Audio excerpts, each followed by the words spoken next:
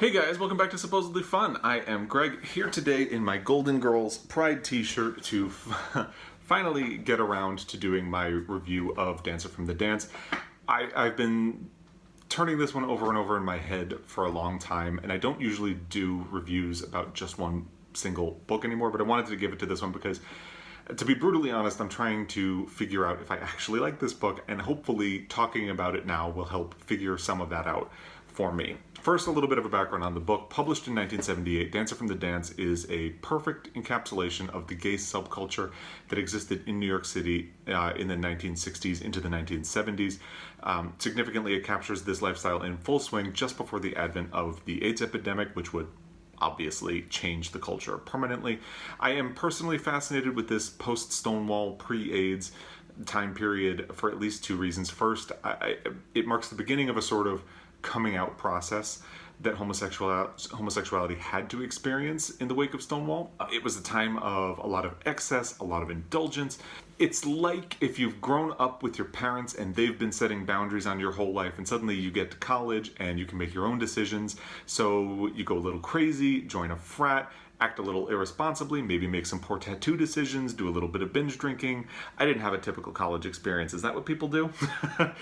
Anyway, and then once you've done all of that, you kind of have to return to the strictures of the real world. And anyway, in gay history, this is that period. The second reason I find this period fascinating is that at the same time, gay life was still almost completely hidden away. It was not something you spoke about at work or with your family or with your friends or your neighbors. It was something you didn't want any of those people to find out. And it was something you did sneaking around at odd hours. The closet was really the only safe place for you to live. So if you were gay, you were either forced to live in the closet forever and never be your authentic self and just live a lie forever. Or you were out and proud and honest, but unemployable and forced to live on the margins of regular society.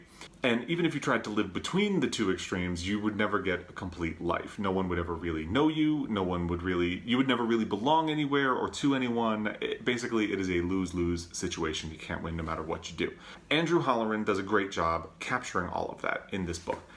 Dancer from the Dance is a sort of novel within a novel structure. It opens with two friends writing each other letters. It also ends with those same two friends writing each other letters. One of them has decided to write a novel about their experiences in this gay subculture, although obviously they don't identify it as a gay subculture. And this novel is focused on someone that they both knew from sort of a distance, a man named Malone. Malone is the protagonist of this book, but we only ever see him through the prism of this omniscient narrator in the novel within a novel, which means it's kind of impossible to actually get to know him, which I think is part of the point of this book, but is also part of the book that frustrates me as a reader. Malone is always kept at a remove from us. We can only really guess at what's going on inside his own head, and I think that speaks to the problem of gay life at this time, the very problem that plagues Malone. There is no intimacy. When you're denied a life of substance, the superficial becomes everything.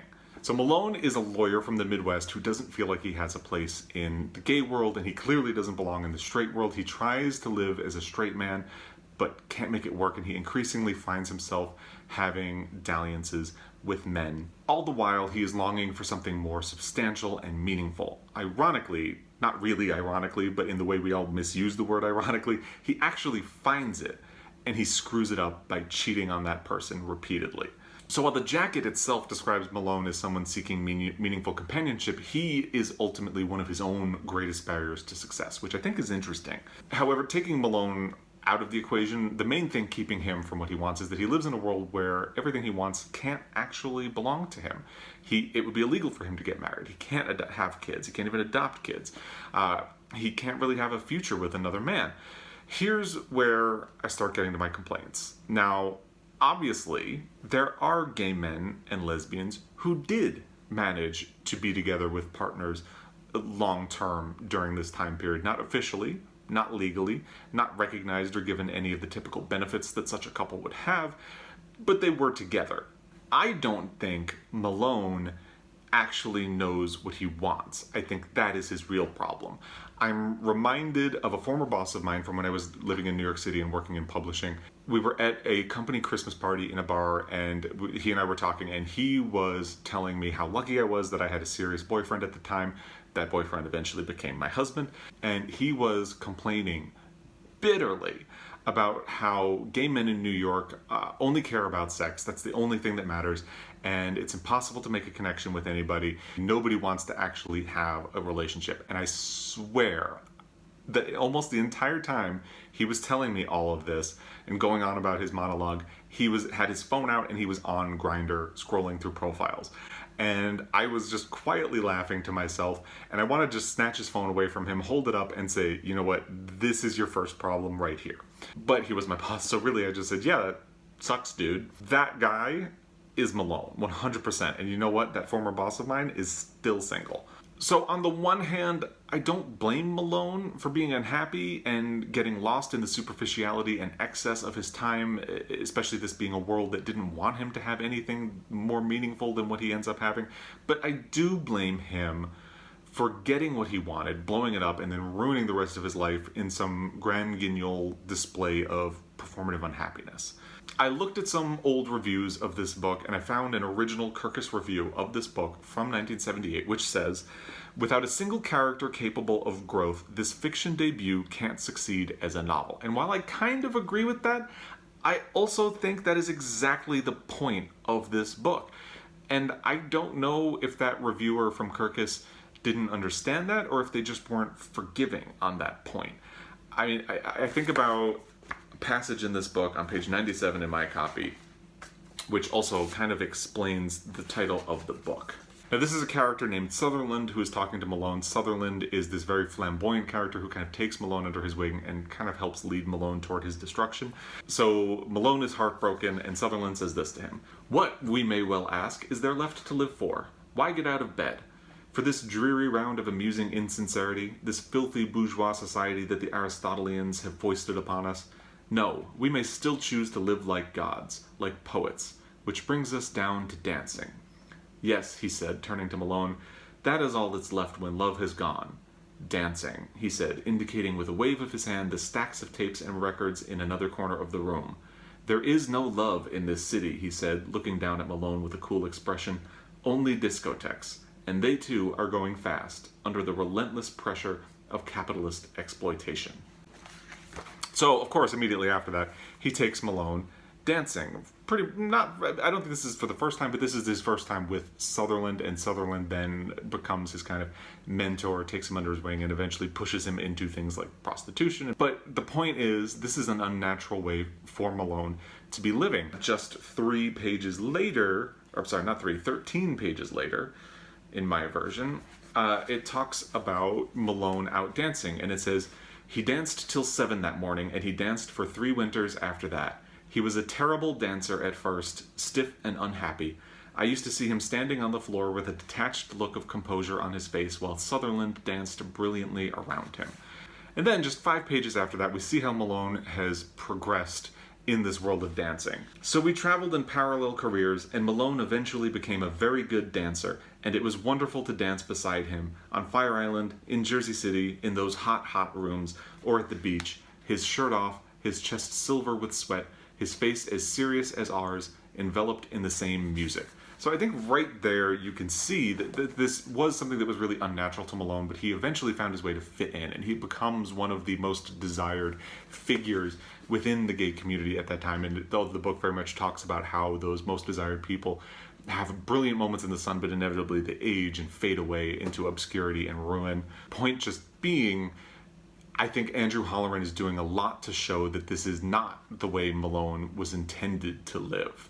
So it's funny that the Kirkus reviewer is complaining that there is no growth in the characters, because I think what Holleran is showing is the opposite of growth, which is what that Kirkus reviewer was looking for. To me, this book is about devolution, of giving up on the life you want and embracing the superficial one you have been offered instead. In that regard, it's very much tragedy. Dancing, read partying is really the only way these people have to connect with each other. There's really no growth to be had, so they might as well enjoy themselves before they inevitably fade away. Where I partially agree with the Kirkus reviewer is that you can't get close to any of these characters, and without that, I admit I struggle. Now, I've been calling this book The Gay Great Gatsby ever since I read it, and I think comparing the two shows some ways in which Dancer from the Dance both succeeds and fails. By the way, The Great Gatsby, I think, is an underappreciated classic. There are a lot of people who just do not like it. And I admit, I am not a person who loves this book. However, I think it's a great book and definitely worthy of its status as a classic. There we go. Having said that, I think that's one of the things that these two books have in common. They are both kind of prickly classics that have complicated relationships with their audiences who read them. But really, they are only superficially similar, which is kind of funny when I'm talking about how superficial a lot of this book is. They both depict periods of wild excess that came before a great fall. Both of them are narrated by someone who is outside the main action. And both deal, albeit in their own ways, with the American dream and ways in which it fails to deliver on what it promises, or ways in which its protagonist dooms himself by trying to game the system. I think Gatsby is ultimately a superior novel for two reasons. The first one is that its narrator does feel like more of a presence in the book, which inserts us more directly into the narrative and makes it easier to feel attached to the things that happen. Secondly, I think the ending in The Great Gatsby feels more meaningful and more dramatic because it's more clear and more definitive. I think if I had both of those things from Dancer from the Dance, I could unequivocally say that I love it. As it is, I feel like I can only say I admire it from a remove. And still, I don't know if I'm being unfair or not. I would love to hear from you if you have read the book, or if you have just listened to me talk about it and you have some opinions about it. But if you have read it, did you love it? Do you hate it? Do you feel meh about it? Is there something about it that you think I'm missing? Like right now, as I said, I just feel like I admire what the book does, but I don't feel a personal connection to it. And it's not that I need to have a personal connection to it. I think it's just that I feel like I want to like it more than I actually do. So, again, I'd love to hear what you thought of this book, and if you have any other recommendations based on this, I would love to hear that as well. I would recommend this book if you are a fan of things like Gore Vidal's The City and the Pillar or Giovanni's Room, or if you have any interest in early queer literature. I was particularly fascinated in reading it because I wanted to hear more about that gay subculture that existed in New York City. And it is fascinating to see this time of excess that existed right before the AIDS epidemic came in and changed everything. So that's kind of where I'm at with Dancer from the Dance. Drop me a comment, let me know what you thought, and as always, I really appreciate your time. If you are already subscribed, thank you. If not, I hope you enjoyed this enough to follow along. As always, I will be back. Until then, happy reading.